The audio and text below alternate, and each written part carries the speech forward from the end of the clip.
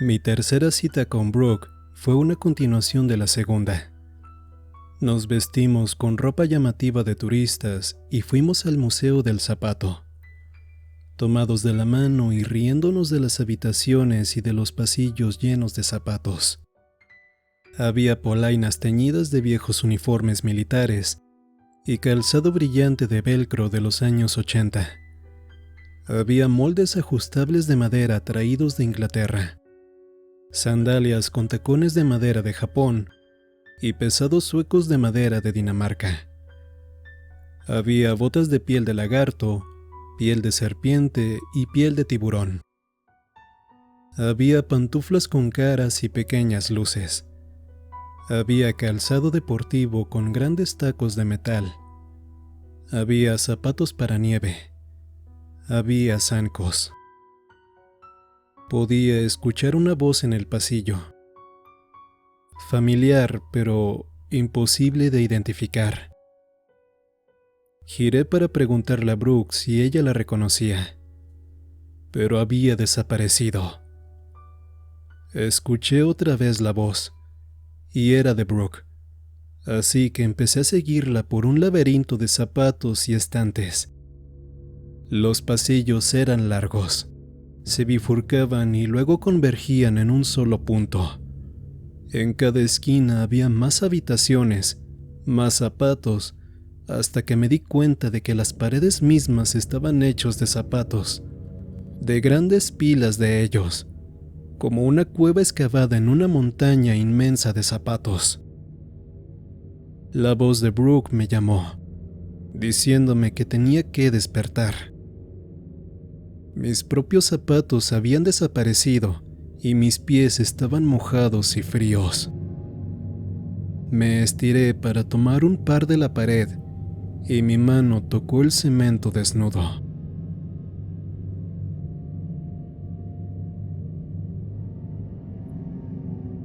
Estaba en el sótano de Foreman, despierto y frío. Me encontraba esposado a una tubería en la esquina, con los pies descalzos y mi boca sabía a vómito. Toqué mi pecho con cuidado.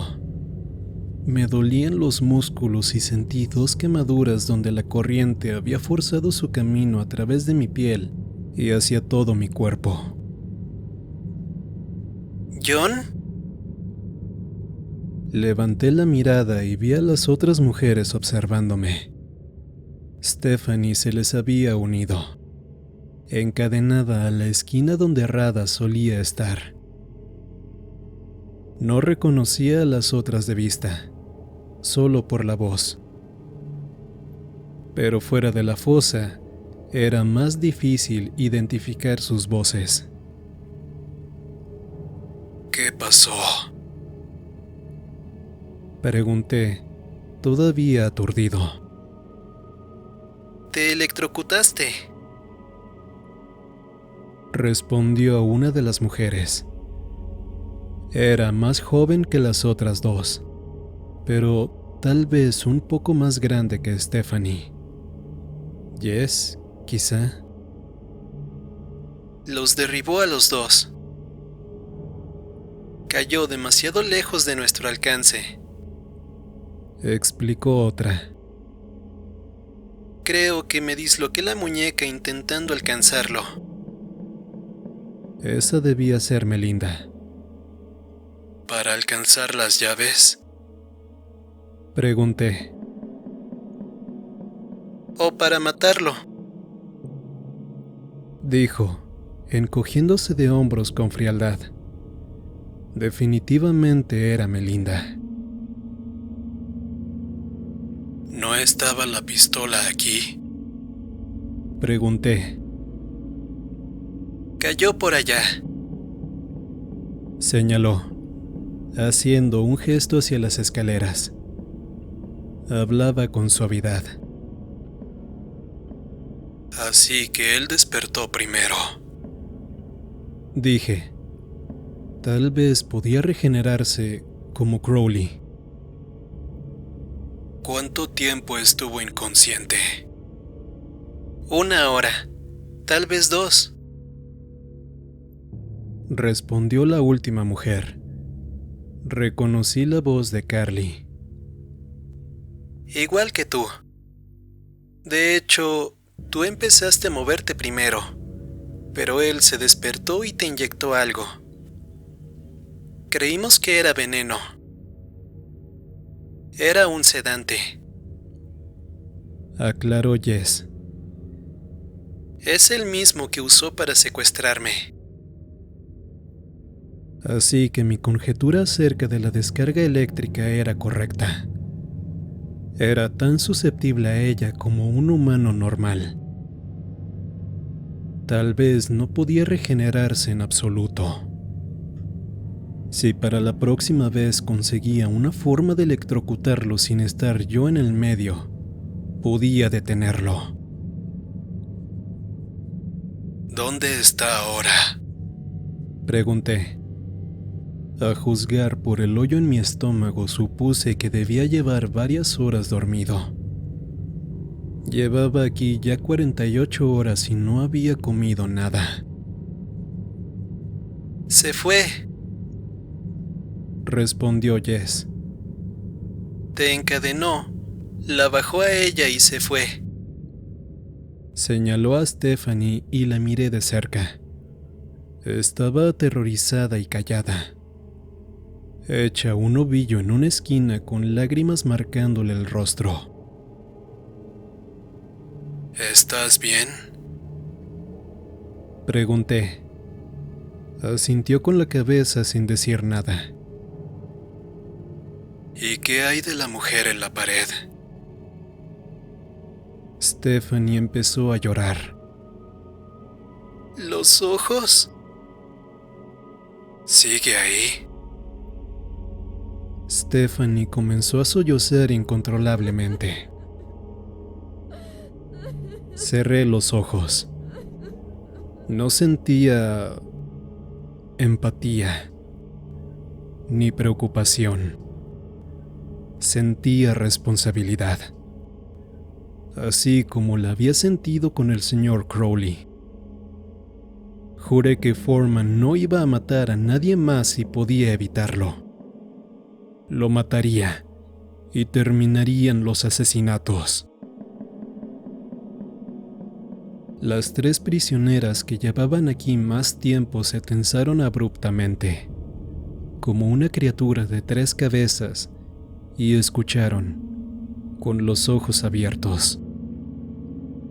Está de vuelta,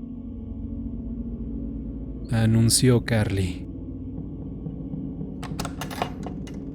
Escuché cuidadosamente, pero no oí nada hasta que la puerta principal se abrió. Se escuchó cómo sus pasos atravesaban la habitación arriba nuestro, seguido de un rasguño intenso y sordo. Estaba arrastrando algo. ¿Otra prisionera? Escuchamos en silencio mientras los pasos avanzaban de la cocina al pasillo y al fondo de la casa. Varios minutos después, regresó a la cocina y escuchamos una explosión de agua en el fregadero. La tubería a la que estaba encadenado retumbó con el ruido del agua corriendo. Y un momento después, otra tubería, más gruesa esta vez, comenzó a gotear ligeramente mientras el agua se iba por el desagüe. Era como si la casa entera fuera una extensión del mismo Foreman, moviéndose y reaccionando a todo lo que hacía. Él nos envolvía, nos controlaba por completo. La puerta arriba de nosotros se abrió y la luz inundó el sótano desde la cocina. La silueta de Foreman apareció, transformándose lentamente en un cuerpo real conforme mis ojos se ajustaban a la luz. ¿Estás despierto? Dijo. Excelente.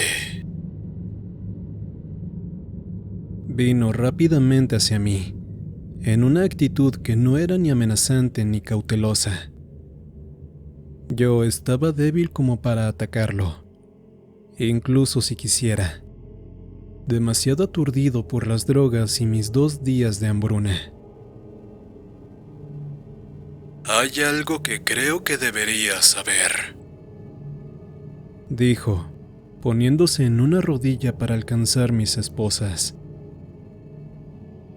Te buscan oficialmente por el asesinato de Radha Behar. Yo no la toqué, Respondí. Hay evidencia forense que sugiere que sí, explicó Foreman. incluyendo tu cabello mezclado con el suyo y tus zapatos encontrados cerca de la escena. Pero no te preocupes, prácticamente yo estoy a cargo de la investigación y sería muy fácil para mí desviarla hacia otra dirección. Asumiendo, claro, que cumplas con mis requerimientos. ¿Quieres saber sobre Mackay? Te he dado 2 oportunidades, dijo, quitándome las esposas. y las has desperdiciado. Esta es la tercera. Así que vamos. Me froté la muñeca y me puse de pie con esfuerzo. ¿Cuáles 2 oportunidades? 2 oportunidades para ser tú mismo, explicó. para vivir la vida que mereces. No eres uno de ellos, Dijo, señalando a las mujeres aterrorizadas. No eres un juguete. No eres una víctima acobardándose en una esquina. Eres un guerrero, como las leyendas de la antigüedad. Mataste a un dios, John. ¿No quieres ocupar su lugar? Me tomó del brazo y me jaló hasta las escaleras. Lo seguí vacilante, intentando no apoyarme en él para mantener el equilibrio.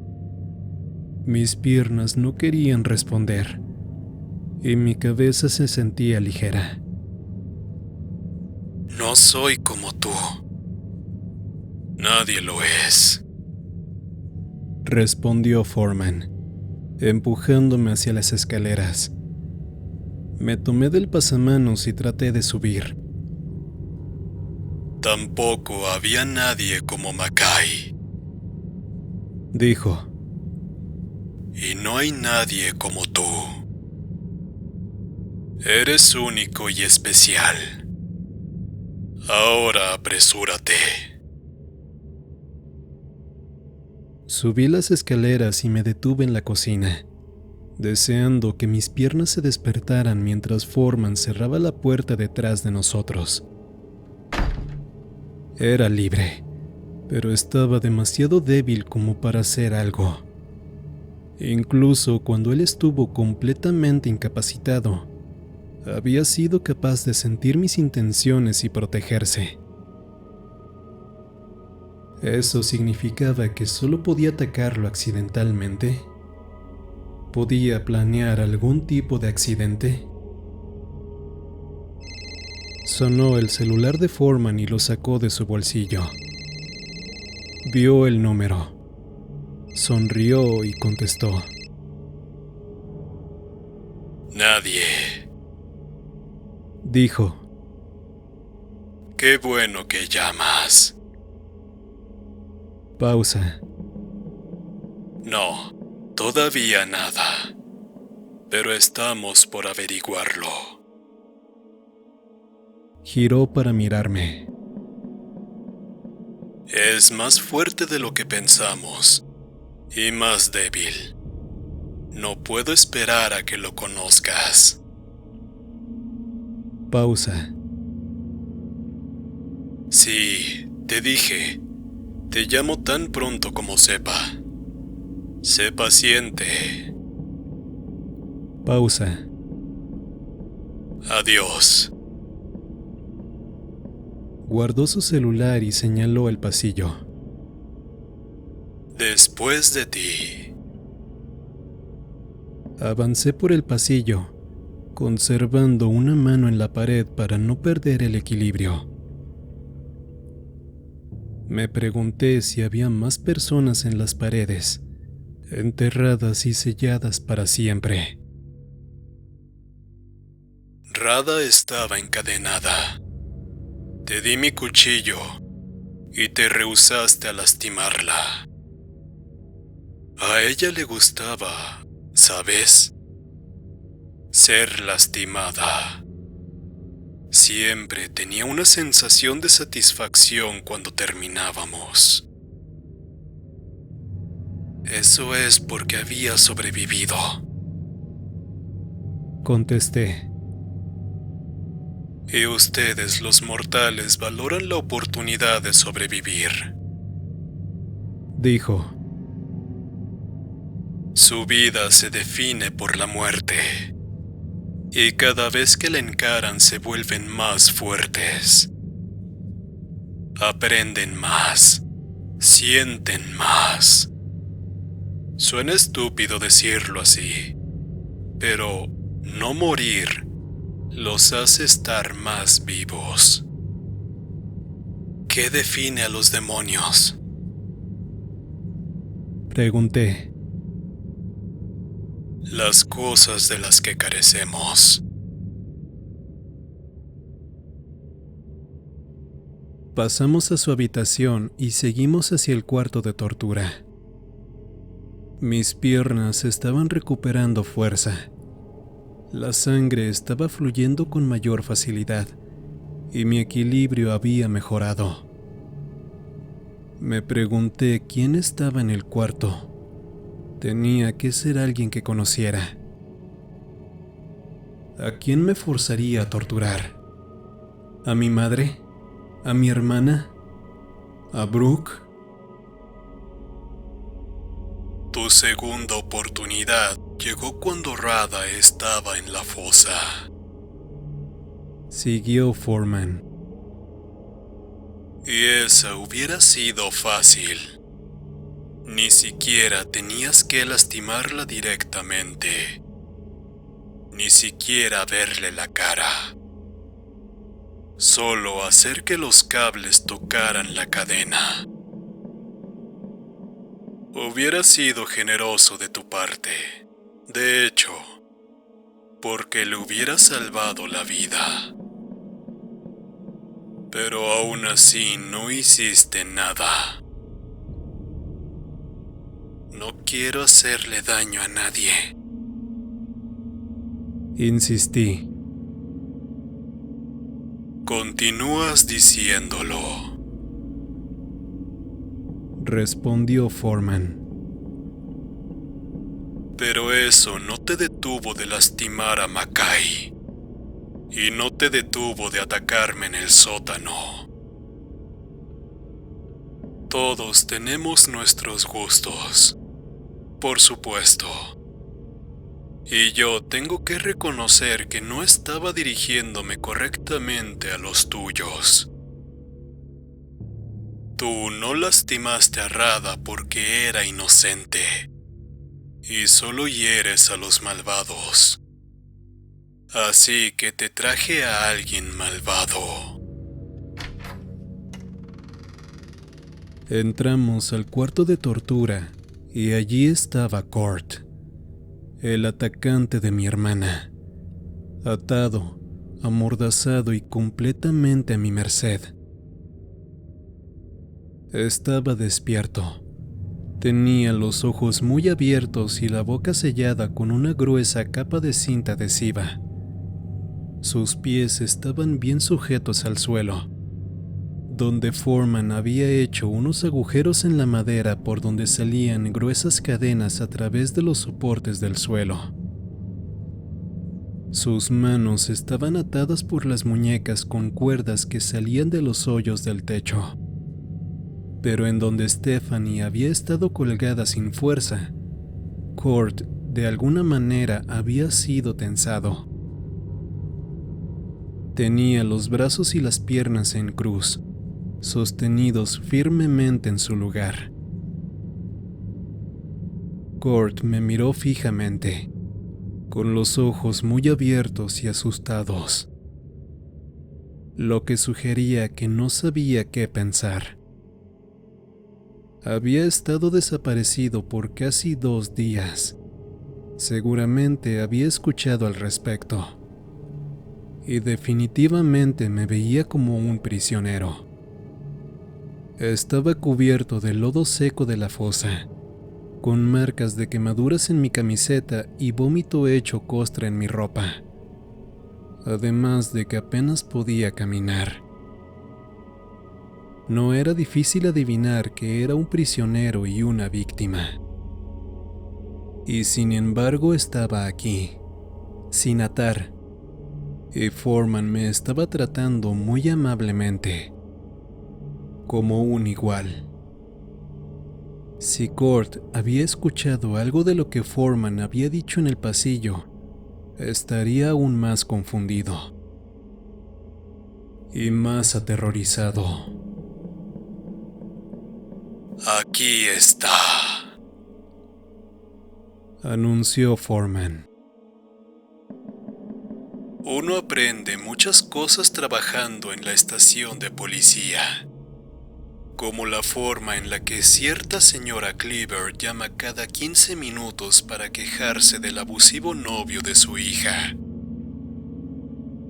Arréstenlo, enciérrenlo, mátenlo. Pero no hay mucho que pueda hacer la ley en un caso como este. ¿O sí? Caminó hacia el tocador y empezó a buscar entre las herramientas. Las mujeres en relaciones abusivas, por naturaleza, aceptan el abuso. Y la pobre indefensa Lauren estaba demasiado intimidada como para acusar a su abusador formalmente. Hasta les dijo a los paramédicos que se había caído de la cama. ¿Puedes creerlo?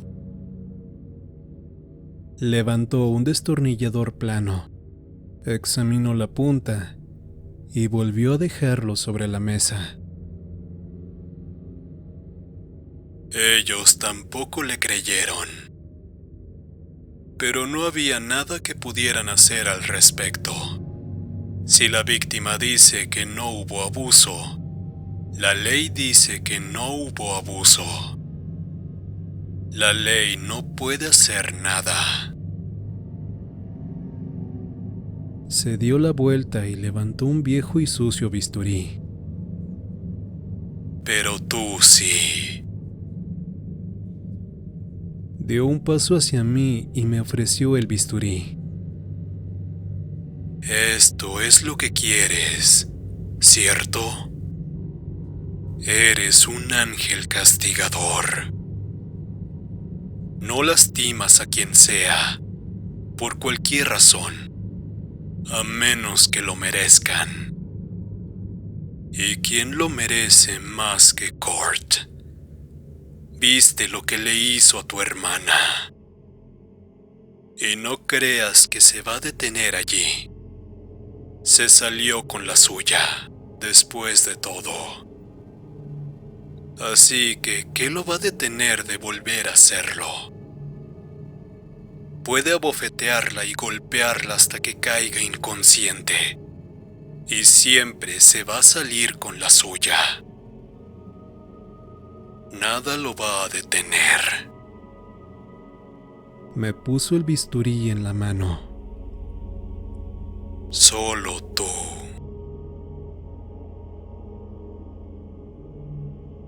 Kurt estaba agitando la cabeza violentamente, con lágrimas en los ojos. Pero no lo veía como a una víctima. Todo lo que podía ver era el rostro de Lauren. Rojo, morado y negro, Recordé que Lauren tenía una cortada en el pómulo, justo en el mismo lugar que yo, y me toqué la cara para sentir la costra. Yo merecía la mía, pero Lauren era completamente inocente. Kurt la había golpeado a sangre fría. Me acerqué a él. ¿No era esta la misma decisión que había tomado con el señor Crowley? ¿Hacer que los malos dejaran de lastimar a los inocentes? Le había intentado avisar a la policía, pero los que fueron terminaron muertos. Crowley era una situación con la que la ley no podía lidiar. Era yo o nadie. Lo detuve porque nadie más podía hacerlo. Y esta vez también eso era cierto. La ley no podía hacer nada. El único plan que tenía la policía era quedarse sentados a esperar mientras él la golpeaba más, una y otra vez, hasta que finalmente ella decidiera acusarlo. ¿Podía permitir eso y tener la conciencia limpia? No cuando podía detenerlo. Para siempre. Justo aquí y ahora. Di un paso al frente. Pero no. Esto era diferente.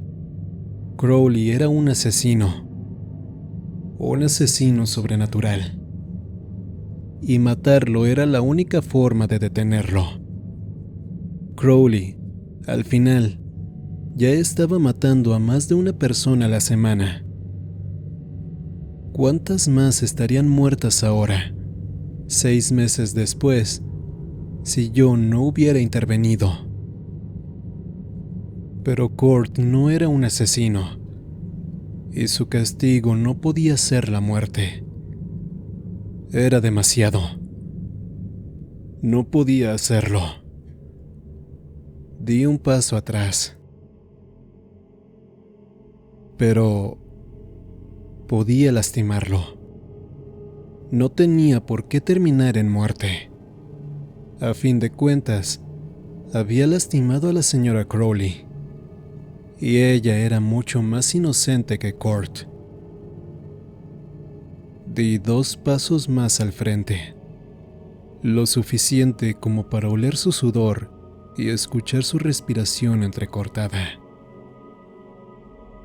Había causado dolor, así que su castigo debía ser el dolor. Tenía sentido. Era justo. Golpe por golpe.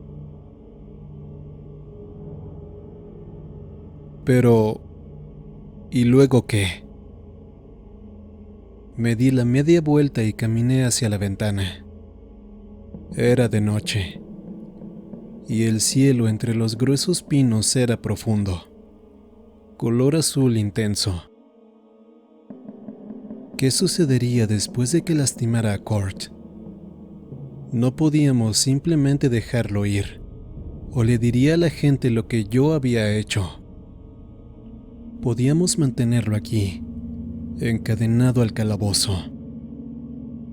Se merecía la cárcel y podíamos darle una. ¿Pero para siempre? Volteé a ver a Kurt una vez más. Tenía los ojos cerrados. Quizá estaba rezando, o quizá simplemente tenía miedo de mirar. Era un monstruo grosero y arrogante. Molestaba a todo aquel a quien conocía. Insultaba a la mujer que lo amaba. Y cuando las cosas se ponían complicadas, la golpeaba. Con fuerza y sin piedad. Había arruinado vidas, así como Crowley. ¿Era un hipócrita por detener a Crowley y no a Kurt? Pero si lo de Kurt era algo justo, ¿por qué detenerme ahí? ¿Dónde trazar la línea? Y si ninguna línea tenía sentido, ¿por qué preocuparse siquiera en trazar una? Y más allá de eso, más allá de cualquier razón, se escondía la ineludible verdad de que quería hacerlo. Quería lastimarlo, hacerlo sangrar, gritar, que yaciera quieto en la perfecta paz de la muerte. Me acerqué otra vez a Kurt, pero alcancé a ver algo de reojo. Un pequeño movimiento en el otro extremo de la habitación, no más grande que el ala de una mosca. Giré y vi dos ojos mirando hacia mí, atrapados y silenciosos, observando. Le sostuve la mirada. Nadie sabía quién era. Tal vez ni siquiera Foreman lo sabía. Parpadeó. Era su única forma de comunicación. ¿De dónde era? ¿Qué le gustaba y qué le desagradaba? ¿Qué amaba y qué odiaba? ¿Quién era ella? ¿Quién era yo? Mi nombre es John Cleaver. Vivo en el condado de Clayton, en una funeraria a las afueras del pueblo. Tengo una madre, una hermana y una tía. Tengo 16 años. Me gusta leer, cocinar y una chica llamada Brooke. Quiero hacer lo correcto, sin importar qué. Quiero ser una buena persona. Pero eso solo era la mitad de mí. Mi nombre es Señor Monstruo. Tengo una docena de rasgos de conducta que coinciden con las de un asesino serial y fantaseo con violencia y muerte. Me siento más cómodo con cadáveres que con personas. Maté a un demonio y cada día siento la necesidad de matar otra vez, como un pozo sin fondo en el centro de mi alma. Cada mitad de mí contradecía a la otra, pero cada mitad era verdadera. Si elegía una, estaría negando a la otra, y al hacerlo me estaría negando a mí mismo. ¿Había un yo real? ¿En algún punto intermedio? ¿Había otro yo? Un yo que nunca había observado por mí mismo y solo veía destellos de él a través de los ojos de los demás. No era John el perdedor, John el raro o John el psicópata. Era John el héroe. Cuando hablaba con Brooke y sus amigas, paseando por la fogata, vi que los demás me miraban con respeto y realmente me sentí como un héroe. Quería volver a sentirme así. Y ser un héroe significaba salvar a Kurt, sin importar cuánto lo odiara. Significaba salvar a todas las prisioneras, sin importar cuán difícil fuera. Significaba detener al villano, a Foreman, incluso si tenía que romper mis reglas para hacerlo. Incluso si tenía que lastimarlo, e incluso si tenía que matarlo. Pero, ¿cómo podía matarlo si no sabía exactamente cómo funcionaba? ¿Qué había dicho sobre sí mismo y sobre otros demonios? Que se definían a sí mismos por aquello de lo que carecían. Pero, ¿de qué carecía él? Carecía de emociones. No tenía ninguna emoción propia, así que se las robaba a otros. Foreman vivía en blanco. Era un agujero gigante sin nada que lo llenara. Igual que un asesino serial, Tenía una necesidad que exigía ser alimentada, y había construido su vida alrededor de eso, de poder alimentarla a expensas de cualquier cosa. Mackay también se definía por lo que no tenía. Carecía de una identidad propia, así que robaba cuerpos de otras personas una y otra vez, moviéndose de lugar en lugar y de identidad en identidad hasta que dejó de hacerlo. Hasta que un día se convirtió en el Sr. Crowley y nunca volvió a cambiar de cuerpo. Algo había cambiado en él, algo profundo. Y desde ese día dejó de ser Mackay. Se dejó de definir a sí mismo por lo que carecía y empezó a definirse por lo que tenía. Pero, ¿qué tenía? A la señora Crowley. Tenía amor. Pensé otra vez en él, no como un demonio, sino como el anciano amable que vivía cruzando la calle. El amor había alejado a Mackay de su vida de muerte y engaño, y le había dado una vida casi normal, una vida que tenía mucho menos, pero significaba mucho más. Foreman no lo entendía. No sabía si era capaz de hacerlo, y sin embargo, de eso se trataba todo esto. Foreman quería saber qué le había pasado a Mackay. En realidad, él no deseaba que yo lastimara a Court. Solamente estaba intentando que me pusiera de su lado y ganarse mi confianza. Quería que me uniera a él, al punto que le dijera el secreto por el cual había venido a Clayton. Él había dicho que el amor era débil e inútil. ¿Sería capaz de entender cuando se lo dijera? El demonio Mackay casi me había vencido porque yo no entendía el amor. Ahora Foreman tenía la misma debilidad, y quizá pudiera usarla en su contra. Empecé a idear un plan, pero tenía que hacerlo con cuidado, pues hasta el más mínimo indicio emocional me delataría. Viniste al condado de Clayton buscando a tu amigo, dije, volteándome a ver hacia Foreman. Dijiste que desapareció hace 40 años y no sabías por qué. Bueno, yo sí.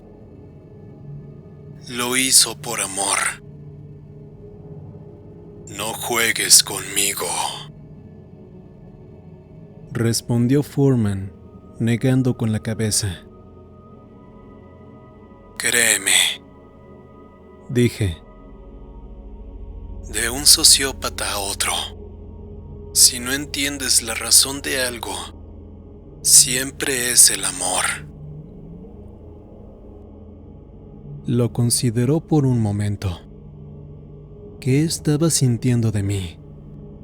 ¿Sabía que tenía un plan? No estaba tratando de mentirle. Todo lo que planeaba decirle era la verdad. Aún así, podía percibir que había un truco. Podía detectar mi nerviosismo a través de la contaminación de miedo nervioso que llenaba la casa. Lo observé, intentando sentirme tan honesto y de ayuda como me fuera posible. Está bien, respondió. Pruébalo. Primero comida. Pedí. No he comido en 2 días. Volteó a observar a Court, con sus salvajes ojos mirándonos por encima de su mordaza de cinta adhesiva. Dejé el bisturí en el tocador. Ya habrá tiempo para él más tarde, dije. Foreman asintió y señaló hacia el pasillo. En la cocina, entonces. Escuchemos lo que tienes que decir.